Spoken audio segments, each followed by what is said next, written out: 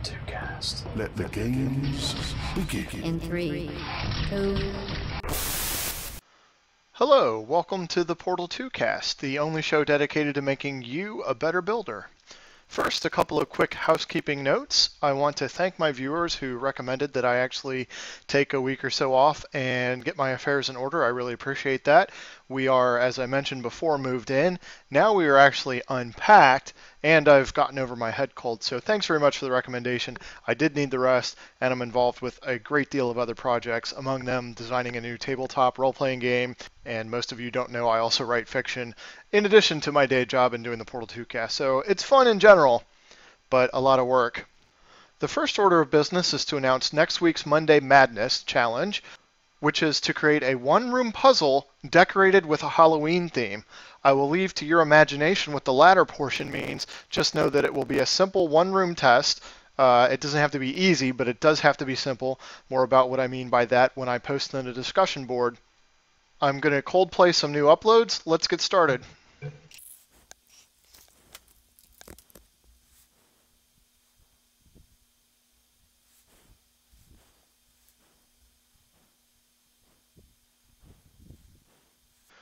This puzzle is called Buttons, Buttons, Buttons, Gel, Gel, Gel by Alero001.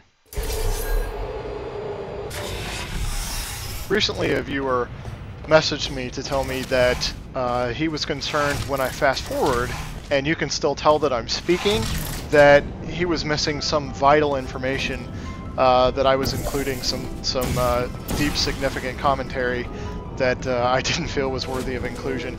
Actually, I'm usually fast-forwarding through things I've already said, like if I've complained about a chamber being too big or too hard, and then I go ahead and repeat myself. I fast-forward those things out, but I don't simply cut the video because then it leads to wondering, well, where did he get the cube or something like that, especially if the original creator is watching. He might wonder why I've skipped over a critical part of his puzzle. But it's nothing deep or significant. You can trust that if I cut it, I did so with good reason. Like, I'm repeating, etc. So, having a look at this chamber, it's got some okay lighting. Actually, it's got terrible lighting.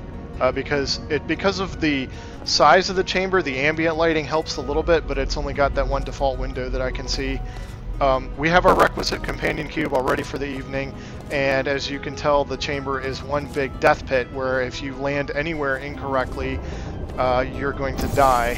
Furthermore, the ceiling is just this unrelenting wall of white where there's no lights to guide you. For example, if you're meant to portal up there to get back onto a firm surface again, higher up, it would just help to see lights that would guide your portals, portal magnets, if people do that sort of thing. But you can even create a poor man's version by putting lights around the area where people can portal.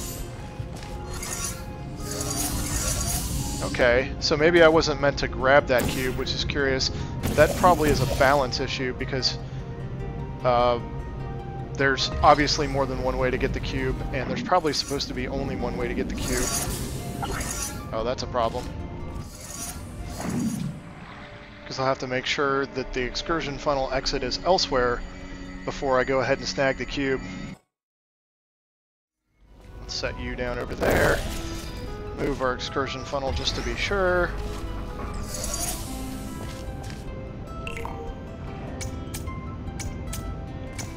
Okay.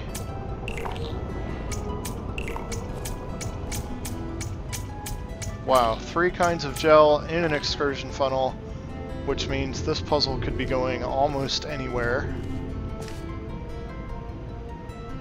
And look at that, there's a hidden area over there. Is there any way for me to get down?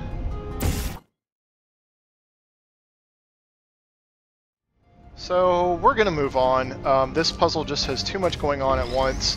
It does start simply enough, but the fact you can tell that there's not much to the puzzle, but it's a giant chamber, means that not a lot of attention has been paid to this design here. 3 buttons immediately that all summon different things doesn't really offer me any clue as to what I'm trying to accomplish first. There's no apparent ramps for a gel fling or any of that. And if I was trying to set up a fling, I already have an excursion funnel to do that. So it's hard to know what direction to take this, what I ought to try, etc. And it looks like, if you can see the missing panel back there, there's even a secret room over there and another button. So what to mess with first, who knows? And if I leap off this platform, I'm going to die, and there's no readily available portal surfaces up here, nor even any easy way to excursion funnel towards myself to get off this ledge. So far, I'm not impressed with this puzzle. Not to say that it's terrible, but it's certainly not very good. Bounce House by Frostbite. This will probably be either a blue gel extravaganza or some sort of aerial faithplate roller coaster, or some of both. Look at that. Only the default lighting. This must be a concept test. I won't give this one any bad points. It's not a puzzle. He must have put this in just to play, although I don't know why you would bother publishing it. Big Test Part 2 by Matt Cecil. I don't like big tests. Let's see where this one goes.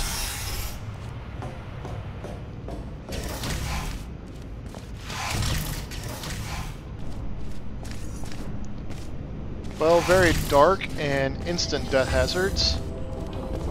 And 2 cubes, 3 cubes. Okay. Is that because I'm meant to do this? Because that's one way of beating the turrets, but it would be much easier just to bum rush them with the shield, like this. Except now this other guy's in the way. Maybe it's not any easier. Just note that when you put turrets and cubes in a puzzle, you're going to have multiple solutions. So I recommend putting, one of each. Make it, if it's easy to beat a turret one way, like dropping a cube on their head, then make another part of the puzzle where you have to actually bum rush them using the cube as a shield. And that way you get different things. So what did this do? Here's a pet peeve. We have an ant line. Kudos for that at least, but it goes to a part of the level I can't see, so I have no idea what I've unlocked, which means it's going to be hard for me to know what I'm solving. More button. Button with 2 ant lines off of it. Okay, it's activated bounce gel. And can we tell what the other line does? It's activated that bounce gel. I've activated bounce gel in 2 places. For what purpose? I do not know. This actually kind of scares me because it would be very easy to gel a cube by accident. Although maybe they're on automatic respawn. Let's go ahead and test that, because that'll give me a little bit more faith. Well, I don't see a way to destroy it. So it looks like you can quickly break this puzzle. Except I can grab it again, but then you can't put it on a button. That's my point. And I don't see a way to destroy it, so that cube may be forever useless to me if you get gel on it. It looks as though... Nope, I'm not meant to bounce up there. This goes around this way too. Did that unlock that stairway? That first cube button unlocked the stairway. I suppose that's what that did. Well, I got the cube in there, but not myself. Lost track of which way was up. And why is there another bounce gel that direction?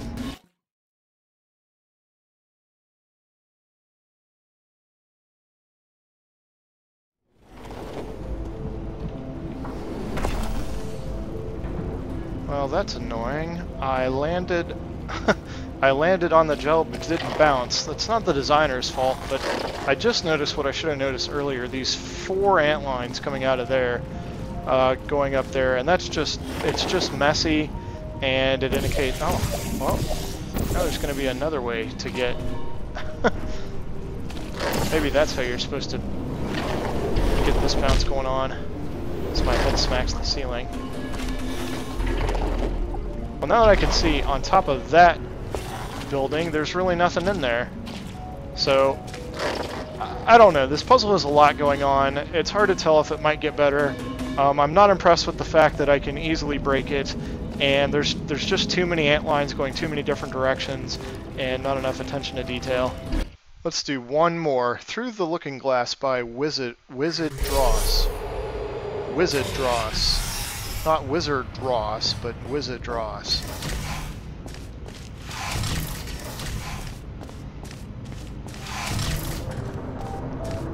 This actually looks like a pretty good puzzle. At least some attention has been paid to design. It's got a fair amount of lighting. It looks a little big for what it does. You can imagine spending a lot of time in that beam there, but there are a few too many buttons and lines right away. What did that do? Where does that line go? Oh, it puts blue gel in the funnel. And that puts red gel in the funnel. This is just like the puzzle I just played, where you can have your choice of gels, but you don't know what to do with them yet.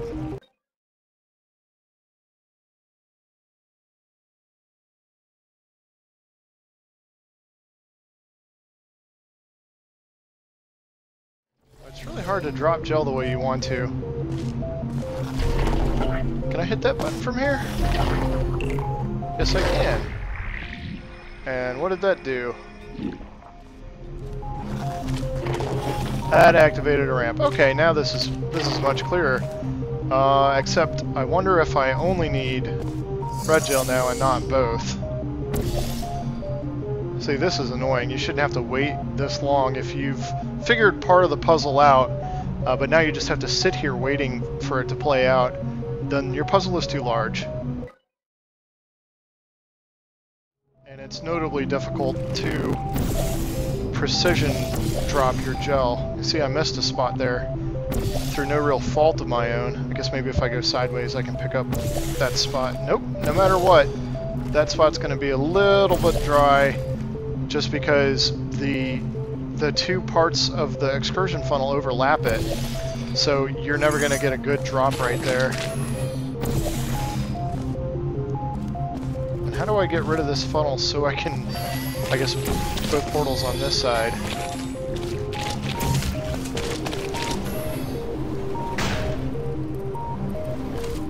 Well, I like the precision fling, that was fun. A relatively easy puzzle.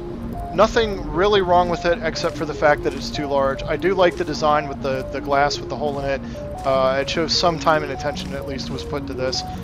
That's all we have time for today. I want to thank you guys for watching, and thanks as always to everyone who maps.